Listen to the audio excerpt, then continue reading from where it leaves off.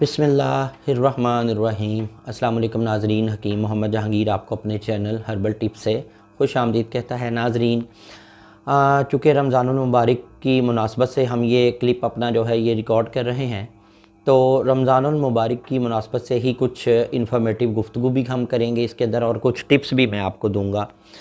रमज़ानुल मुबारक के अंदर इस दफ़ा जो आपका वेदर है वो कुछ इस तरह का होगा कि लू चलने वाला महीना होगा। लू चलेगी, गर्म हवा चलेगी।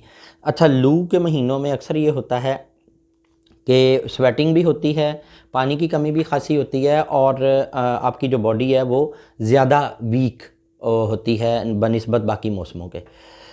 अच्छा, इस महीने के अंदर कौन सी ऐसी ग़िज़ाएँ हैं जिनका इस्तेमाल करके हम अपने जिस्म को तक़वियत पहुंचा सकते हैं, और किस तरीके से रमज़ान को हम गुज़ारें कि हमारे लिए वो सेहत और सलामती का बायस भी हो, हमें हर किस्म की बीमारी से भी अल्लाह करीम हमारी हिफाजत फरमाए। इस हवाले से हम बात करेंगे आज कि हमें अपनी सहरी को कैसे करना चाहिए।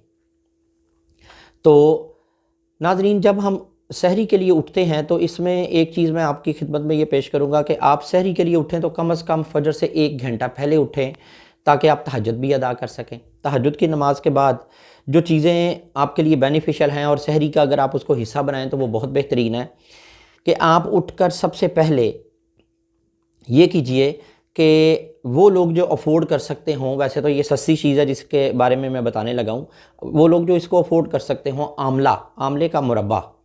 अच्छा, मुरब्बा आमला भी इस्तेमाल किया जा सकता है। इसमें मतलब 2 से 3 दाने आप उनको खूब अच्छी तरह धो लें। धोने के बाद उसे आप खूब चबा कर खाएँ, और उसके साथ जितना पानी आप आसानी से पी सकें पानी पिएँ। अच्छा, वो लोग जिन्हें बहुत ज़्यादा मीठा खाना पसंद नहीं, या ऐसे लोग जो डायबिटिक हैं मगर रोज़ा रखना चाहते हैं और रख पाते हैं, उनके लिए भी आमले का एक इस्तेमाल आज मैं बताना चाहूँगा कि वो खुश्क आमला बाज़ार से ले लें। खुश्क आमला लेकर तो उसको आप 4 घंटे के लिए दूध को पहले जोश दे लें, फिर जब वो ठंडा हो जाए तो उसमें 4 घंटे के लिए इस आमले को आप जो है वो भिगो दें। 4 घंटे बाद आप देखेंगे कि आमला जो है ना ये फूल गया है, मोटा हो गया बहुत ज़्यादा। आप इसको दूध को जो है वो ज़ाया कर दें, और आमले को धो लें एक दफ़ा पानी से अच्छी तरह। अब आप इसे साए में खुश्क करें, 2 दिन के अंदर ही ये ड्राई हो जाता है। ड्राई हो जाए तो इसे दोबारा साफ़ करके पाउडर करवा लें। वो लोग जो मीठा नहीं खाना चाहते वो आमले को इस तरह इस्तेमाल करेंगे, ये पाउडर किया हुआ आमला जो है इसको वो सहरी के वक्त जब उठें मुंह हाथ धोने के बाद, तो वो आमले का 1 टीस्पून जो है वो पाउडर ले लें, और उसके साथ अगर वो दूध पीना चाहें तो वो भी अच्छी बात है, पी सकते हैं, वरना वो पानी के साथ भी निगला जा सकता है। अच्छा, आमला ही मैंने क्यों सिलेक्ट किया सहरी में खाने के लिए? आमला सेलेक्ट करने की वजह क्या है कि ये रिच सोर्स है विटामिन सी का।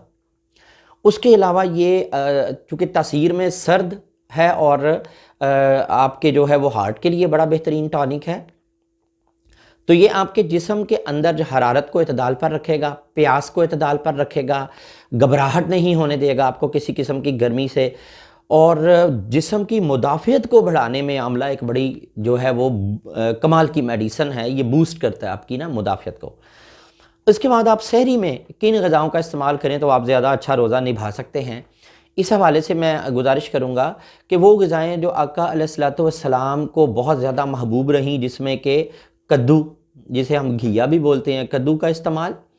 इसके साथ आप इस्तेमाल कर सकते हैं टिंडे का इस्तेमाल कर सकते हैं। टिंडे भी एक अच्छी सब्ज़ी है।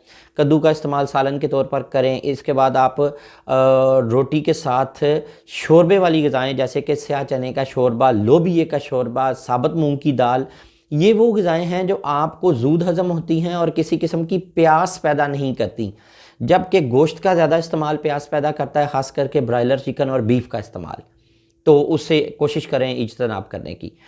इसी तरह जो लोग ब्लड प्रेशर के पेशेंट हैं वो अगर अपने सहरी में जो है वो रोटी के साथ दही का इस्तेमाल लाजम करार दे दें, और फीका दही इस्तेमाल करें। फीका भी हो और ताज़ा भी हो, फ्रिज का रखा हुआ दही ना हो, तो उन्हें ब्लड प्रेशर में ये हेल्प देगा। दही का इस्तेमाल, दही प्यास में भी जो है वो कमी पैदा करती है, और दही जो है वो एक अच्छा एंटी बैक्टीरियल डाइट है आपके पेट के लिए भी। इसके बाद वो लोग जिनको रोज़ा रखने के बाद मुशक्क़त करनी है, जैसे किसी शख्स को घर बनाना है, किसी शख्स को लकड़ी का काम करना है, कारपेंटर है, या कोई बंदा जो है उसको फील्ड वर्क करना है, मूव करना है सारा दिन, ऐसे लोगों के लिए بہت بیسٹ ڈائٹ اور ذاتی طور پر میری محبوب غذا بھی رہی ہے، اور انبیاء علیہ السلام بھی اس چیز سے بڑا ان کو شغف رہا ہے کہ وہ اس کو کھاتے تھے، مکھن۔ وہ بٹر جو آپ کے گھر میں نکلا ہو تو کیا بات ہے، وہ تو بہت شاندار چیز ہے، لیکن اس سے ہٹ کے ڈیری کا بٹر بھی آپ استعمال کر سکتے ہیں۔ تو آپ روٹی کے اوپر مکھن رکھیں، گرم گرم روٹی پر، اس پہ تھوڑی سی شکر ڈالیں اور اس کے ساتھ آپ روٹی کھائیں۔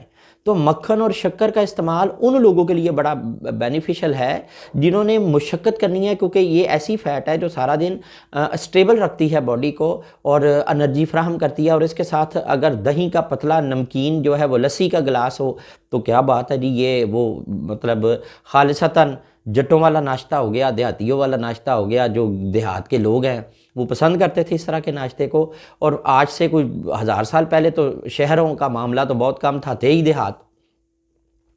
اچھا، اس کے بعد وہ لوگ جو کھانے کے بعد یا ناشتے کے بعد چائے پینے کے عادی ہیں، وہ سحری میں ایسی چائے کا استعمال کریں کہ جس میں دودھ کی مقدار کم ہو، چینی کی مقدار کم ہو اور پتی بھی مناسب ہو۔ بہت زیادہ اسٹرانگ چائے جو ہے اس کا استعمال نہ کریں۔ البتہ ناشتے کے بعد یا سحری کے بعد زیادہ دودھ والی جو چائے ہے اس کو نہ لیں، یہ بھاری پن پیدا کرتی ہے، اس کو نہ لیں۔ آپ کم دودھ والی چائے کا استعمال کریں تو آپ کو جو ہے یہ زیادہ اچھا بینیفٹ دے گی۔ اور اگر کوئی شخص چائے کے بغیر گزارا کر سکتا ہو تو میرا مشورہ یہ ہے کہ وہ پھر چائے بالکل نہ پیے، چائے پینے کی ضرورت ہی کوئی نہیں ہے۔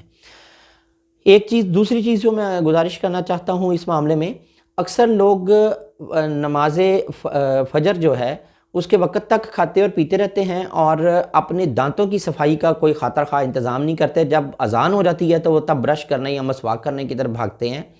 تو اس حوالے سے میری یہ گزارش ہے کہ آپ یہ احتیاط کریں کہ جیسے ہی اذان فجر کا وقت قریب آئے اور تقریباً 5 منٹ 7 منٹ کا ٹائم باقی ہو تو آپ پیسٹ یا برش کا استعمال کریں، مسواک کا استعمال کریں، کیونکہ اس وقت ہی وہ مسنون ہے۔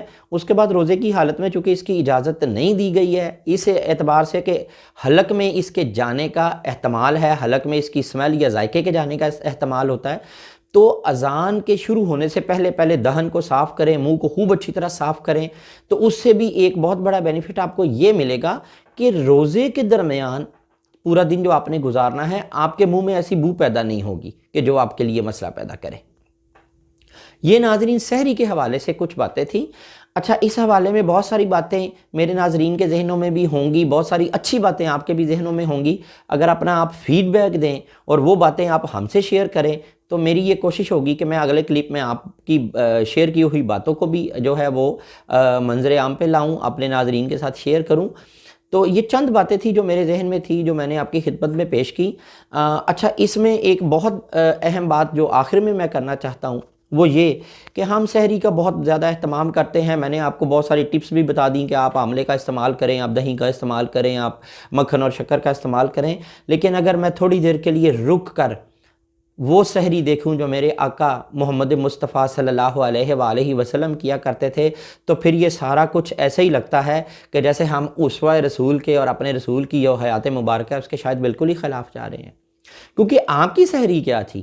بعض اوقات سوکھی روٹی کے چند ٹکڑے اور تھوڑا سا سالن، اور بعض اوقات وہ بھی دستیاب نہیں ہوتا تھا، آپ پانی ہی پی لیا کرتے تھے۔ تو سحری کا جس قدر سادگی سے کرنا آپ کے لیے پاسبل ہو، سادگی سے کیجئے۔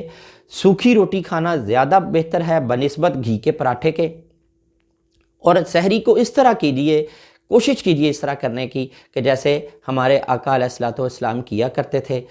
میں یہ نہیں کہتا کہ آپ بالکل ان جیسی سحری کیجئے، کیونکہ ان کے پاس اللہ کی جو عطا کردہ قوت تھی، جو قوت رسالت تھی، جو قوت نبوت تھی، یقیناً ہم لوگ اس سے بالکل جو ہے وہ محروم ہیں، ہمارے پاس وہ قوت نہیں ہے۔ اس لیے جس طاقت اور قوت سے آپ کو سرفراز کیا گیا وہ آپ کا خاصہ تھا۔